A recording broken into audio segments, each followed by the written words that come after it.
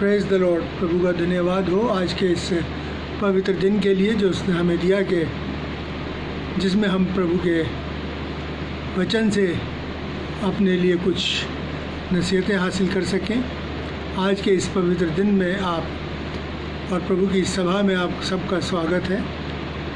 मैं पढ़ूंगा आपके सामने यशायाह नबी की पुस्तक, उसका 37वां अध्याय और 14 आयत से लेकर और उसकी 20वीं आयत तक। 14 आयत से लेकर और उसकी 20वीं आयत तक। और परमेश्वर का वचन यहाँ पर इस तरीके से कहता है। मैं 10वीं आयत भी आपके सामने पढ़ दूँ।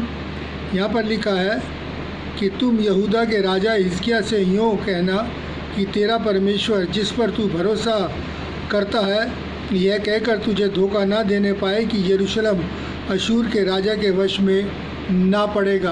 अब 14वीं आयत से, इस पत्री को हिजकिय्याह ने दूतों के हाथ से लेकर पढ़ा और तब उसने यहोवा के भवन में जाकर उस पत्री को यहोवा के सामने फैला दिया और यहोवा से यह प्रार्थना करी कि हे सेनाओं के यहोवा, हे करूबों पर विराजमान इज़राइल के परमेश्वर, पृथ्वी के सब राज्यों के ऊपर केवल तू ही परमेश्वर है। आकाश और पृथ्वी को तूने ही बनाया है। हे यहोवा, कान लगा कर सुन। हे यहोवा, आंखें खोल कर देख।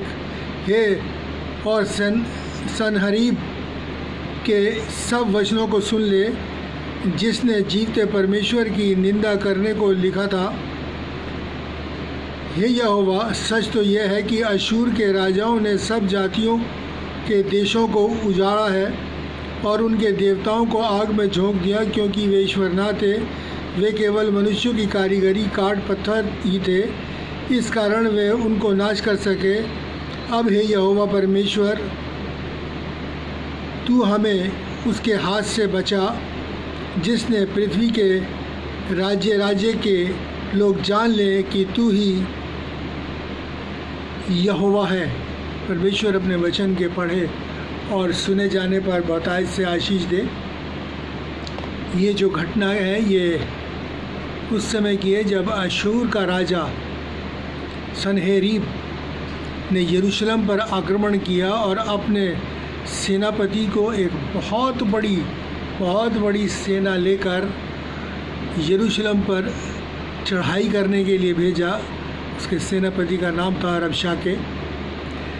और ये घटना सारी उसी की है, किस तरीके से उसने रबशाके ने वो पत्री हिजकिय्याह को दी, इज़राइल के बादशाह को, और उसने पढ़ के यहोवा के भवन में गया। लेकिन इससे पहले कि हम आगे बढ़ें, मैं आपके सामने यरूशलेम के विषय में कुछ बताना चाहूँगा। यरूशलेम एक छोटा शहर है और सिय्योन उसका केंद्र है।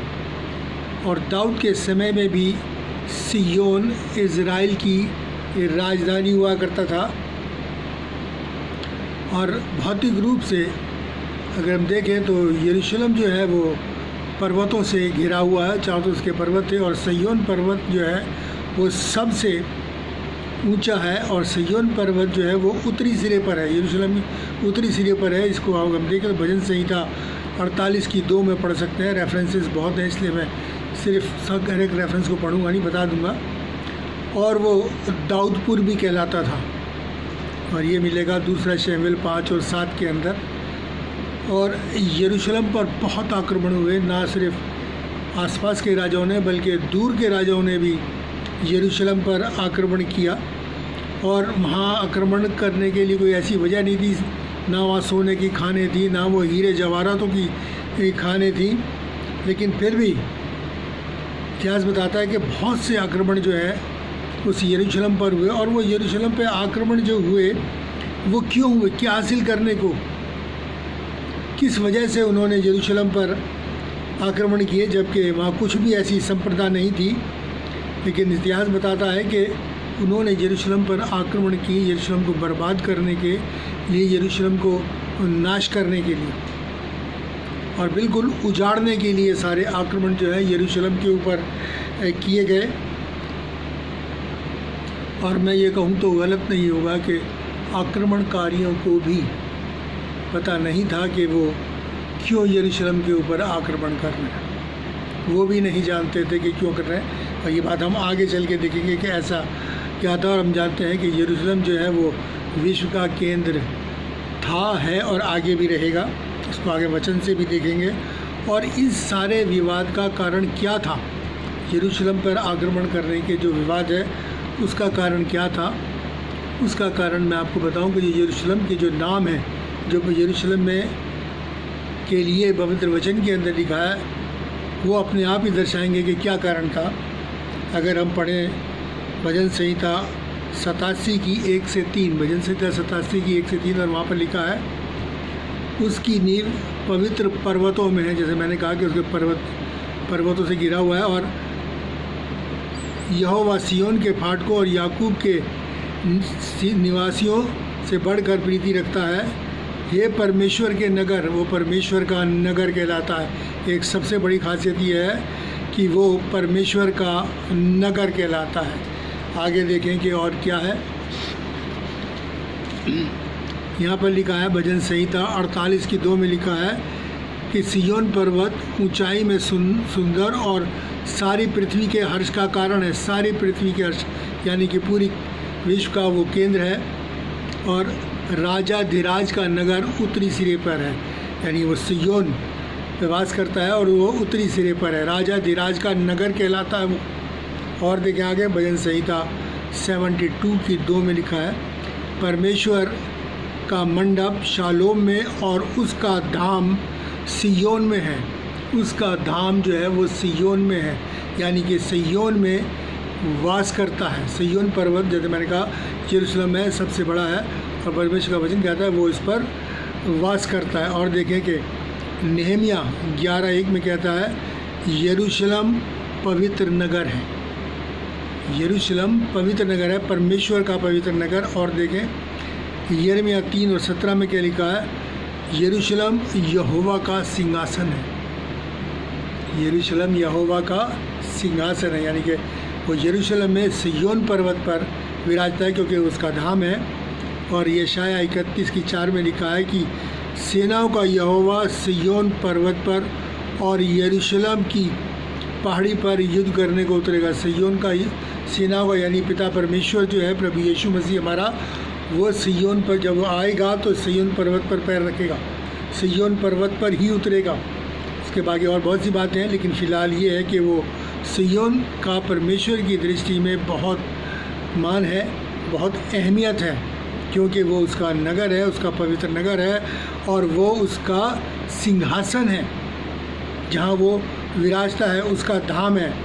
और इन आक्रमणों का यही कारण था कि वो परमेश्वर की नगरी है, परमेश्वर का धाम है, परमेश्वर का सिंहासन है।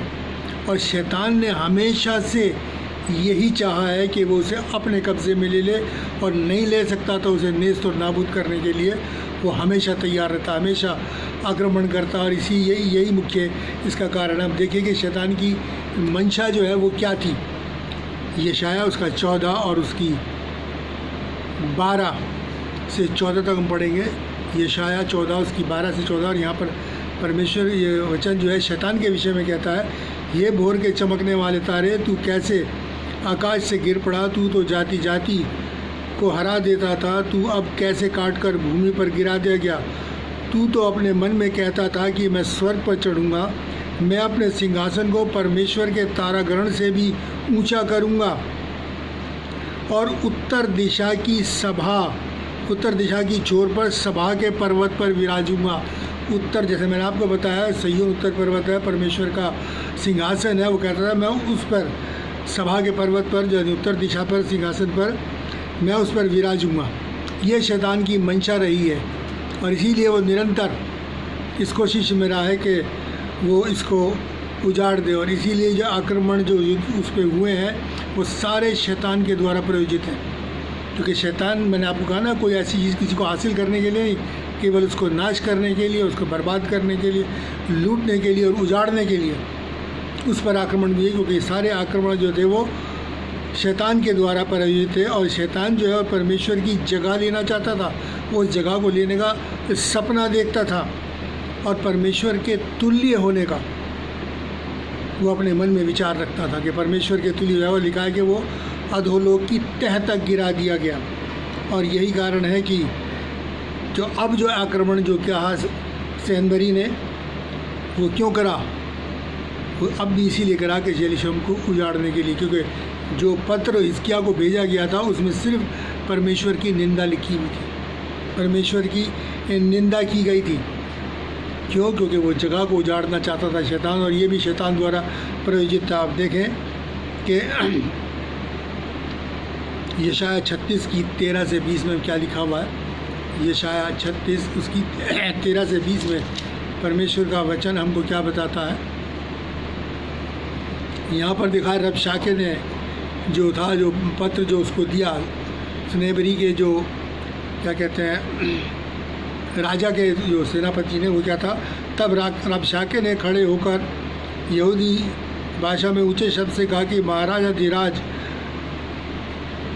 अश्शूर के राजा की बातें सुन लो। राजा यूँ कहता है कि हिजकिय्याह तुम्हें धोखा देने ना पाए दे, क्योंकि वह तुम्हें बचा ना सकेगा। ऐसा ना हो कि हिजकिय्याह तुम्हें यह कहकर कि यहोवा पर भरोसा दिलाने पाए कि यहोवा निश्चय हमको बचाएगा, निश्चय हमको बचाएगा, यह नगर अश्शूर के राजा के वश में ना पड़ेगा। हिजकिय्याह की मत सुनो। अश्शूर के राजा कहता है कि भेंट लेकर मुझे प्रसन्न करो और मेरे पास निकल आओ, तब तुम अपनी दाखलता और अंजीर के वृक्ष के फल खाओगे और अपने अपने कुंड से पानी पिया करोगे। तब तक मैं आकर तुम को ऐसे देश में ना ले जाऊं जो तुम्हारे देश के समान नए दाख बदू का देश और रोटी और दाख की बारियों का देश है। ऐसा ना हो कि हिजकिय्याह यह कहकर तुमको बहकाए कि यहोवा हमको बचाएगा। और क्या अन्य जातियों के देवताओं ने अपने अपने देश को अश्शूर के राजा से बचाया?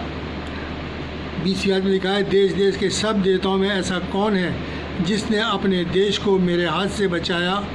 फिर क्या यहोवा यरूशलेम को अपने हाथ से बचा पाएगा? ये सारी बातें जो हैं वो उस रबशाके ने कही, जो कि सनेरीब राजा ने रबशाके को एक पत्र दिया था, और वो पत्र रबशाके ने हिजकिय्याह को दिया। और हिजकिय्याह ने क्या किया? हिजकिय्याह ने क्या किया कि बहुत एक उत्तम कार्य किया। उसने रबशाके की बातों पर ध्यान नहीं दिया, ना उसकी सुनी, ना उस पर कोई कार्रवाई करी, ना अपनी सेना को कहा कि यहाँ तक ना तो जाओ, वहाँ तक न जाओ, कोई गाइडेंस नहीं करी। उसने सीधी वो पत्री ले जाकर परमेश्वर के भवन के सामने फैला दी और परमेश्वर से प्रार्थना करी। अब देखिए यहाँ परमेश्वर का वचन क्या कहता है।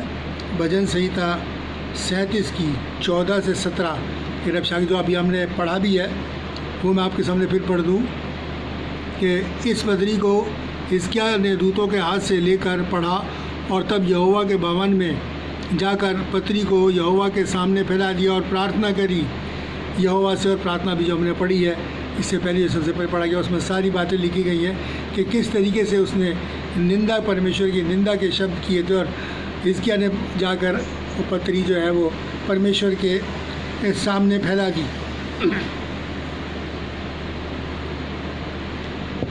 पत्री परमेश्वर के सामने फैला दी और परमेश्वर को महिमा दी। उसे बताया, कहा कि तू ही राजाओं का राजा, प्रभुओं का प्रभु। उसे कहा कि ये सारे आकाश चांद सितारे बनाने वाला तू ही है। उसको महिमा दी। और जब उसने परमेश्वर को उसने महिमा दी, तब देखिए परमेश्वर ने क्या कार्य किया, क्या कहा। उसने लिखा 37 की 35 और 36 में आपके सामने पढ़ दूँ। तब परमेश्वर का कार्य करी। देखिए उसने किसी की परवाह नहीं करी, कुछ नहीं करा, सिर्फ अपने आप को परमेश्वर के हाथों में सौंप दिया। उस बात को परमेश्वर के सामने खोल के रख दिया, पत्री को, कि प्रभु तू अब तू ही देख ले क्या लिखा है इसमें। आप देखिए परमेश्वर का वचन क्या पहुंचता है। क्योंकि मैं अपने निमित्त और अपने दास दाऊद के निमित्त इस नगर की रक्षा करके उसे बचाऊंगा। तब यहोवा के दूत ने निकलकर अश्शूरियों की छावनी में 1,85,000 पुरुषों को मारा। और भोर को जब लोग उठे तो क्या देखा कि शव ही शव पड़े हैं। एक ही दूत ने एक रात में 1,85,000 को मारा। जहाँ वो रबशाके इतने ऊंचे ऊंचे बोल रहा था कि हिजकिय्याह तुम्हें बहका ना पाए, तुम्हारा यहोवा तुम्हें बचा नहीं पाएगा। और पता चला कि पूरी की पूरी सेना वहाँ ख़त्म हो गई। बहुत बड़ी गिनती तक दी हुई है, 1,85,000 वो सेना जो थी वो समाप्त हो गई। और ये हिजकिय्याह का काम जो था ये बहुत ही एक उत्तम काम था जो हिजकिय्याह ने किया था कि अपनी बात को परमेश्वर के सामने रखा। और ये यरूशलेम की अहमियत परमेश्वर के हृदय में है, क्योंकि यरूशलेम को परमेश्वर ने अपनी दुल्हन का है, जिसको कि हम पढ़ सकते हैं प्रकाशित वाक्य 21 बाब के अंदर कि परमेश्वर ने यरूशलेम को अपनी दुल्हन का है। और इसी तरीके से प्रभु यीशु ने भी कलीसिया को, यानी कि उतने विश्वासियों को जो उसकी कलीसिया है, अपनी दुल्हन का है, अपनी दुल्हन की उपमा दी है। हम पढ़ेंगे दूसरा कुरिन्थियों उसका 11 और 2। देखिए वहाँ क्या लिखा है, दूसरा कुरिन्थियों उसका 11 और 2 में लिखा है, पौलुस फरमाते हैं कि मैं तुम्हारे विषय में ईश्वरीय धुन लगाए रहता हूँ, इसलिए मैंने एक ही पुरुष से तुम्हारी बात लगाई है कि तुम्हें पवित्र कुमारी के समान मसीह को सौंप दूँ। बात लगाई है मतलब विश्वास के द्वारा हम प्रभु यीशु मसीह के हो जाते हैं। अब वो ही हमारा सब कुछ है, वही हमारा मित्र है, हमारा भाई है, हमारा सखा है, हमारा दूल्हा है। अब जो कलीसिया जो है उसकी दुल्हन है। और प्रभु कैसी कलीसिया चाहते हैं ये भी हम देख लें कि प्रभु कैसी कलीसिया चाहते हैं। इफिसियों 5 और उसकी 25 से 27, इफिसियों 5 उसकी 25 से 27 में लिखा है, एक रिलेशन को बताया है कि हे पतियों अपनी अपनी पत्नी से प्रेम रखो, जैसा मसीह ने भी कलीसिया से प्रेम रखा और अपने आप को उसके लिए दे दिया, यानी कुर्बान हो गया, अपनी कलीसिया के लिए दे दिया कि उसको वचन के द्वारा जल के स्नान से शुद्ध करके पवित्र बनाए और एक ऐसी तेजस्वी कलीसिया बनाकर अपने पास खड़ी करे जिसमें ना कलंक, ना झुर्री, ना कोई और ऐसी वस्तु हो, वरन पवित्र और निर्दोष हो। इसका मतलब कलीसिया को कैसा होना है, उसके लिए पवित्र और निर्दोष, निष्कलंक, बिना झुर्री का, मतलब कोई भी विकार कुछ नहीं हो। अपने आप को हमें इस तरीके से तैयार करना है, क्योंकि परमेश्वर की दुल्हन कोई व्यभिचारिणी नहीं हो सकती, कोई बुरे काम करने वाला नहीं हो सकता। वो वही हो जो निष्कलंक, निर्दोष, तो वही परमेश्वर की दुल्हन है। और ऐसे ही मेरे और आपको प्रयत्न करना है कि हम वैसे ही बन जाएं। और परमेश्वर का वचन देखिए 1 कुरिन्थियों 3 और 16 में हमको क्या बताता है। यहाँ पर लिखा है, क्या तुम नहीं जानते कि तुम परमेश्वर का मंदिर हो और परमेश्वर का आत्मा तुम में वास करता है। यदि कोई परमेश्वर के मंदिर को नष्ट करेगा तो परमेश्वर उसे नष्ट करेगा, और परमेश्वर का मंदिर पवित्र है और वो तुम हो, यानी कि और वो तुम हो। अब हम जो है परमेश्वर का मंदिर है, ये परमेश्वर के वचन के अंदर लिखा है, और वो तुम हो। इसीलिए हम जो है पवित्र आत्मा का मंदिर है, परमेश्वर का निवास स्थान है। हमारा शरीर जो है यरूशलेम है और हमारा हृदय जो है वो सिय्योन पर्वत है जिसमें आके वो वास करता है। इसलिए वो कहता है कि जब तुम उसका शब्द सुनो तो अपने हृदय को बंद ना करो। क्यों? क्योंकि वो उसमें आके वास करना चाहता है, वो उसका धाम है, वो उसका सिंहासन है, वो हमारे हृदय में इस पवित्र मंदिर में जो कि हमारे शरीर मंदिर इसके कहता है वो तुम हो, इसमें आके वो वास करना चाहता है। और इसीलिए वो चाहता है कि हम निर्दोष, निष्कलंक और बिल्कुल शुद्ध हों, क्योंकि वो सिय्योन पर्वत जो है वो हमारा हृदय है और हमारी देह जो है वो हमारा यरूशलेम है। और इसी तरीके से परमेश्वर का वचन, नीति वचन 4 और उसकी 23 में कहता है, सबसे अधिक अपने मन की रक्षा कर, क्योंकि जीवन का मूल स्रोत वही है। सबसे अधिक अपने इस मन की रक्षा कर, क्योंकि यहाँ परमेश्वर विराजता है, इसलिए मूल स्रोत वही है। अगर हम यहाँ पर परमेश्वर नहीं विराजा तो ख़त्म है, वो स्रोत ख़त्म है जीवन का हमारी ज़िंदगी से। इसलिए सबसे अधिक हमें मन की रक्षा करनी है, अपने दिल की रक्षा करनी है, ताकि वो उसमें विराजे। अपने इस यरूशलेम रूपी शरीर को जो कि परमेश्वर का मंदिर है, इसको शुद्ध और पवित्र करके हमको रखना है, ताकि परमेश्वर का वास हमारे अंदर हो।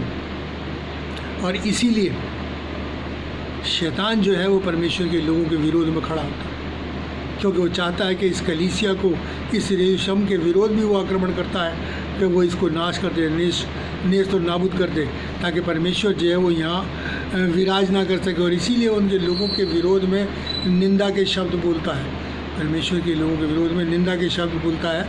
और देखिए क्या लिखा है मत्ती 5 और उसकी 11-12 में परमेश्वर का वचन हमको क्या कहता है, धन्य हो तुम जब मनुष्य मेरे कारण तुम्हारी निंदा करें और सताएं और झूठ बोलकर तुम्हारे विरोध में सब प्रकार की बुरी बातें कहें, तब आनंदित और मगन होना, क्योंकि तुम्हारे लिए स्वर्ग में बड़ा प्रतिफल है, इसलिए कि उन्होंने उन भविष्यवक्ताओं को जो तुमसे पहले थे इसी रीति से सताया था। आनंदित और अब वो कहता है आनंदित और मगन होना क्यों? क्योंकि तुम्हारा छुटकारा बहुत नज़दीक है। प्रभु यीशु मसीह आने वाला है। तमाम घटनाएं इनके बारे में मैंने पहले जिक्र करा था और वो अब पूरी होती जा रही हैं और उसका आना बिल्कुल द्वार पर है, बिल्कुल निकट है वास्तव। इसलिए वो कहता है कि जब तुम्हारे साथ ऐसा हो तो खुश हो कि मैं तुम्हें छुड़ाने, तुम्हें लेने और स्वर्ग के राज्य में जाना। क्योंकि पहले भी ऐसा हुआ, सनबरी के साथ हुआ। रबशाके ने हमला करवाया, उससे हमला करवाया उसने यूसुफ पे, और इससे पहले भी उन्हें वचन मिलता है कि बहुतों के साथ उसने ऐसा किया। इसलिए अब हमारे लिए समय है कि हमारे विरोध में अगर झूठ बोला है बात है तो हमें चिंता नहीं करनी, अपने आप को परमेश्वर को सौंपना है, अपनी बात को परमेश्वर को बताना है। मेरे और आपको ये परमेश्वर की इच्छा है। हमें हिजकिय्याह की तरह काम करना है, जैसे हिजकिय्याह ने किया था कि वो अपनी तमाम बातों को जो हमारे विरोध में उन्हें जाके परमेश्वर को बताएं, तब परमेश्वर हमारे लिए कार्य करेगा।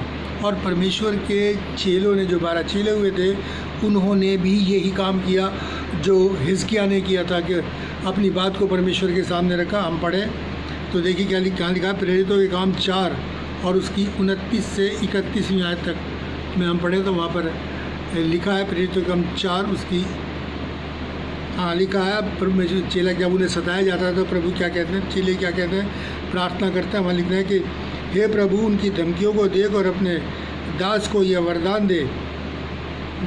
वरदान दे कि वह तेरा वचन बड़े याद से सुनाए। चंगा करने के लिए तू अपना हाथ बढ़ा कि चिन्ह और अद्भुत काम तेरे पवित्र सेवक यीशु के नाम से किए जाएं। जब वह प्रार्थना कर चुके तो वह स्थान जहाँ वो इकट्ठे थे हिल गया और सब पवित्र आत्मा से परिपूर्ण हो गए और परमेश्वर का वचन हिनाव से सुनाते रहे। अगर हम ये कार्य करेंगे, अपनी परेशानियों को प्रभु यीशु को बताएंगे, तब वो हमें अपनी पवित्र आत्मा से परिपूर्ण करेगा और चिन्ह और अद्भुत कार्य और ज़्यादा होंगे प्रभु यीशु के नाम से, क्योंकि उसकी सामर्थ और ज़्यादा ज़ोर से मेरे और आपके ऊपर उतरेगी, क्योंकि हम केवल प्रभु यीशु को महिमा दें, क्योंकि हमारा बचाव करने वाला केवल प्रभु यीशु मसीह है और वही हमारी हमें सुरक्षा प्रदान करता है। इसलिए जैसे हिजकिय्याह ने किया वैसे उसके चेलों ने किया और अब हमें भी वैसे ही करना है।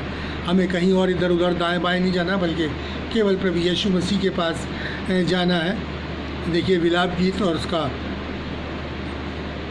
2:19 में क्या लिखा है, प्रभु के सम्मुख अपने मन की बात को धार की समाई उंडेल दो। और इसी तरीके से भजन संहिता 62:8 में लिखा है, हे लोगों, हर समय प्रभु पर भरोसा रखो और उससे अपने अपने मन की बात खोल कर कहो। परमेश्वर हमारा शरण स्थान है। वो हिजकिय्याह का शरण स्थान था, इस्राएलियों का शरण स्थान था, वो हमारा भी शरण स्थान है। इसलिए अपने अपने मन की बात खोल कर, जो तुम्हारे मन में, जैसे चेलों ने किया, खोल के परमेश्वर को बता दो कि ये बात है हमारे साथ हो रही है, ये हो रहा है। वो समाधान निकाला, क्योंकि वो हमारे शरण स्थान है। वो अपने सुरक्षा घेरे मेरे और आपके चारों तरफ लगाएगा। वो हमें युक्ति देगा, बुद्धि देगा कि हमें इन परिस्थितियों में क्या करना है, किस तरीके से उसके नाम और काम को मेरे और आपको आगे बढ़ाना है। और वचन, नीति वचन उसके 3:5-6 में क्या कहता है, तू अपनी समझ का सहारा ना लेना, वरन संपूर्ण मन से प्रभु पर भरोसा रखना, वही तेरे मनोरथों को पूरा करेगा। संपूर्ण मन से प्रभु यीशु पर भरोसा रखना है। अपनी बात सारी की सारी प्रभु यीशु मसीह को ही बता देनी है। ये नहीं सोच रहे हम इसके पास चले जाएं, उसके पास चिट्ठी लिख दें, उसके पास पत्री लिख दें। नहीं, कुछ नहीं। जो भी बातें करनी है प्रभु यीशु मसीह से करनी है, क्योंकि छुड़ाने वाला, बचाने वाला वही है। और अगर हम कहीं और जाते हैं तो हम ये है कि प्रभु को छोटा बनाते हैं कि वो नहीं कर सकता, शायद यहाँ से करवा लें, इससे मिल लें, उससे मिले। नहीं, प्रभु के पास जाइए, वो सामर्थी है, उसका हाथ छोटा नहीं हो गया। जैसे वो पहले था वैसे ही वो आज भी कार्य करता है। ये उसके अपने पवित्र वचन के अंदर लिखा है। तो इसलिए हम केवल प्रभु के पास जाएं। और देखिए परमेश्वर का वचन क्या कहता है, जब उसके अभिषिक्तों को, उसके लोगों को छुआ जाता है, तो देखिए वो सुरक्षा आज भी प्रदान करता है। भजन संहिता 105:15 और 16 में देखिए परमेश्वर का वचन हमको बताता है। भजन संहिता 105:15 और 16, और यहाँ पर लिखा है मेरे अभिषिक्तों को मत छुओ और ना मेरे नबियों की हानि करो। फिर उसने उस देश में अकाल भेजा और अन्न के सब आधार को दूर किया। उस देश में अकाल भेजा, जहाँ ऐसा हुआ वहाँ उस देश में, और अन्न के सब आधार को दूर किया। आज हम काल मरी और ये जो भूकंप और ये सब जो ये चल रहा है, इससे परमेश्वर जो है क्रोधित है। इसलिए हम सबको चाहिए कि हम प्रभु यीशु मसीह के चरणों में आएँ, ताकि उसका क्रोध जो है वो ठंडा हो। और देखिए परमेश्वर का वचन क्या कहता है, वो हमारी बातों को सुनता है और फिर वो हमारे लिए आके हमारी सहायता करता है, हमारे लिए लड़ता है। क्योंकि संग्राम, जब हम अपनी बात परमेश्वर प्रभु को दे देते हैं, फिर संग्राम जो है वो परमेश्वर का हो जाता है, लड़ने वाले हम नहीं। फिर परमेश्वर अपना कार्य करता है। और देखें कि परमेश्वर का वचन क्या कहता है, लेकिन उसके लिए हमें भी तैयारी करनी है।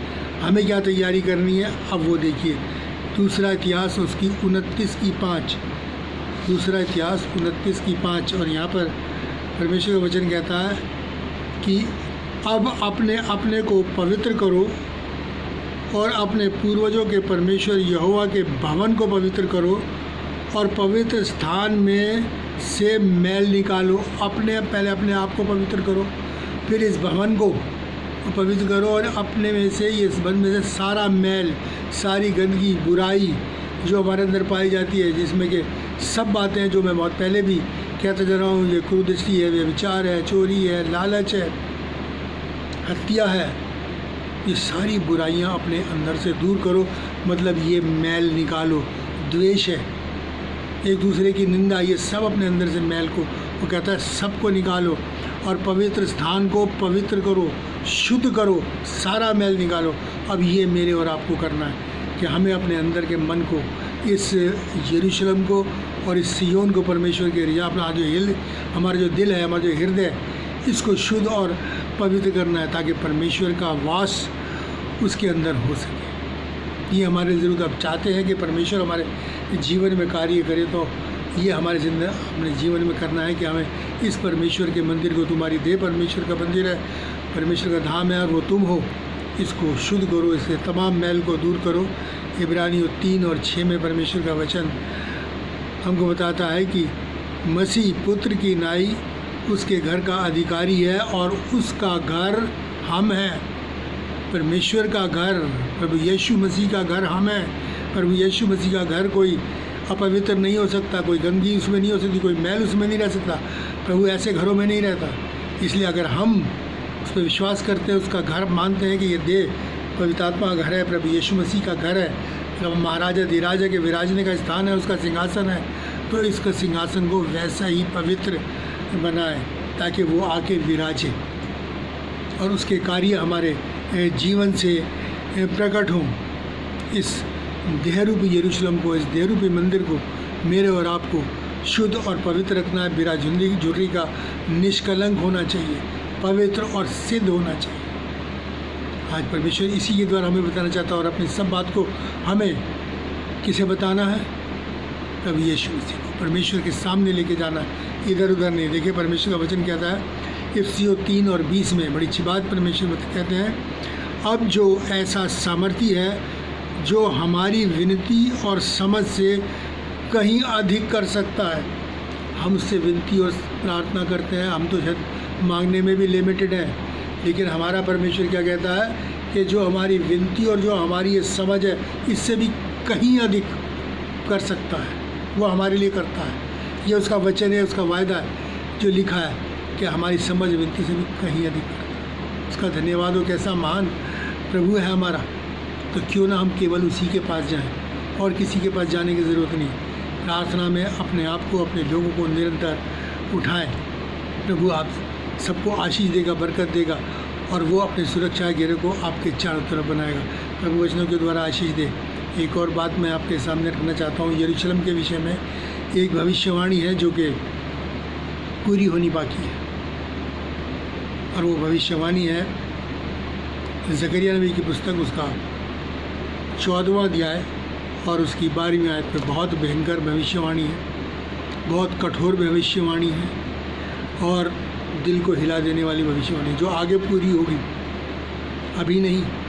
अभी तो बहुत युद्ध लड़ाइयाँ यरूशलेम में के विरोध में लड़ी जाएंगी, अभी तो बहुत ही, लेकिन जो लड़ाइयाँ लड़ी जाएंगी लड़ते उनके विषय में परमेश्वर का वचन क्या कहता है। देखिए 12वीं आयत में लिखा है, जितनी जातियों ने यरूशलेम से युद्ध किया उन सबों को यहोवा ऐसी मार मारेगा कि खड़े खड़े उनका मांस सड़ जाएगा, उनकी आँखें अपने गोलकों में सड़ जाएंगी, उनकी जीभ उनके मुंह में सड़ जाएगी। ये परमेश्वर का वचन। जो भी यरूशलेम, अभी कुछ दिन पहले यरूशलेम के विरोध में झगड़ा करा गया और देखेंगे उन्होंने मुंह की खाई, और इसी तरीके से ये आगे की भविष्यवाणी है लास्ट की, जब परमेश्वर इन सब के विषय में अपने न्याय को प्रकट करेगा। इसलिए बहुत ज़रूरी है, जैसे मैंने आपको पहले भी कहा था कि अभी बहुत सी बातें होनी बाकी हैं, अभी बहुत और ज़्यादा कठिन समय बाकी है। अगर लोग प्रभु यीशु की तरफ नहीं मुड़े तो और ज़्यादा कठिन समय आने वाला है। इसलिए मैं सबसे निवेदन करता हूँ कि प्रभु यीशु को अपनाएं, दया करुणा नम्रता दीनता को अपने हृदय में आने दें, प्रभु को अपने हृदय में विराजने दें, अपने इस सिंहासन पर विराजने दें। प्रभु इन वचनों के द्वारा आप सबको आशीष दें। आइए हम प्रार्थना करें। महान और दयालु परमेश्वर, तेरा धन्यवाद हो तेरे इन वचनों के लिए जो तूने हमें दिया, उस नसीहत के लिए तूने हमें दी। प्यारे पिता परमेश्वर के हमें कहीं और नहीं जाना, ना दाएं मुड़ना ना बाएं मुड़ना, केवल उद्धार के कर्ता को ताकना है और अपनी तमाम बातों को केवल प्रभु यीशु मसीह के सामने लेके जाना है, क्योंकि वही हमारा छुटकारा है, वही हमारा छुड़ाने वाला है, वही हमारा शरण स्थान है, ताकि हम शरण पाएँ और प्यारे बाप आसमानी परमेश्वर के पुत्र यानी प्रभु यीशु मसीह के सामने खड़े होने के योग्य हो सके, क्योंकि आगे का समय बहुत कठिन है। पिता परमेश्वर, इस विश्व में तू शांति को स्थापित कर, और आए बाप आसमानी जितने भी महामारियाँ महारोग हैं इनको उठा पिता परमेश्वर, लोग तेरी ओर फिरें और ज़्यादा तेरी नज़दीकी में आए, और प्यारे बाप आसमानी विश्व में सुख समृद्धि और शांति कायम हो सके। सबको प्रभु यीशु के नाम से आशीष देते हुए प्रार्थना को प्रभु यीशु मसीह के नाम से मांगते हैं, आमीन। और अब हमारे खुदा यीशु मसीह का फजल, खुदाबाद की मोहब्बत और पाक रूह की रिफ़ाक़त हम सबके साथ और तमाम ईमानदारों के साथ और हर एक सुनने वालों के साथ अब से लेकर हमेशा तक होती है, आमीन। प्रभु आप सबको बहुतायत से आशीष दे। मैं आपसे रिक्वेस्ट करूँगा कि इस वचन को ज़्यादा से ज़्यादा शेयर कीजिए, ताकि ये दुनिया के छोर तक पहुंच सके और लोग प्रभु यीशु मसीह को जान सकें और वो उनका शरण स्थान बन सके। Praise the Lord. Thank you.